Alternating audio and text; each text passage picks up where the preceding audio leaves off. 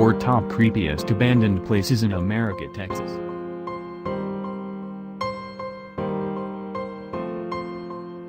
One.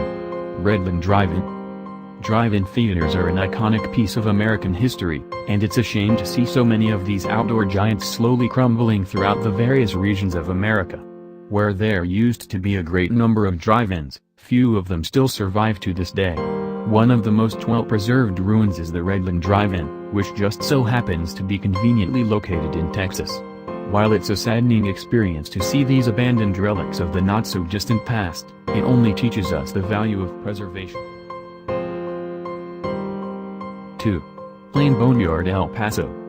It's not every day that you'll run into a boneyard of plane parts, but it's pretty incredible when you do. The boneyard just outside of El Paso holds the skeletons of a few planes and their parts, and they've seen better days. Wires hang from the cockpits and wings, while the engines are either rusting or well beyond repair. These birds are most likely never going to reach the sky again, and they'll either be scraped or waste away in the landscape for years to come. 3. A ghost town on the outskirts of Death Valley.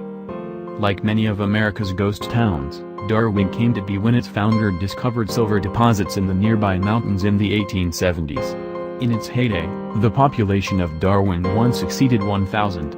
By the late 19th century, Darwin had over 20 mines, 200 houses, its own newspaper, and several restaurants and saloons, some of which featured cut-glass chandeliers and fancy billiards tables. Darwin was a town with a reputation for violence. Almost all of its graves in the late 1800s were a result of a gun or knife fight. Gold and silver were struck in nearby Bodie and Mammoth, so many people kept traveling in search of their fortune, and all but a few artists desiring solitude remained behind. Today, Darwin has about 30 inhabitants. The nearest supermarket is almost 100 miles away. Many of Darwin's original structures remain standing, falling into disrepair. 4. A ghost town that's found its second life as a movie set. Grafton's story begins in the mid-1800s and continues into the present day. It is known as the most photographed ghost town in the West. Grafton never knew the luxury of modern utilities, like electricity or running water. After laying long abandoned, Grafton has found new life after death. The first talk ever filmed in 1929, in Old Arizona, was filmed in Grafton, Utah. Butch Cassidy and the Sundance Kid was also filmed in this small Utah ghost town. Grafton was first settled in 1859 as a cotton-growing project.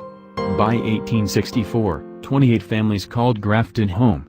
However, flooding was a major problem in this small town. After the Black Hawk War in 1866, the isolated townspeople evacuated, for fear of attacks from Native Americans.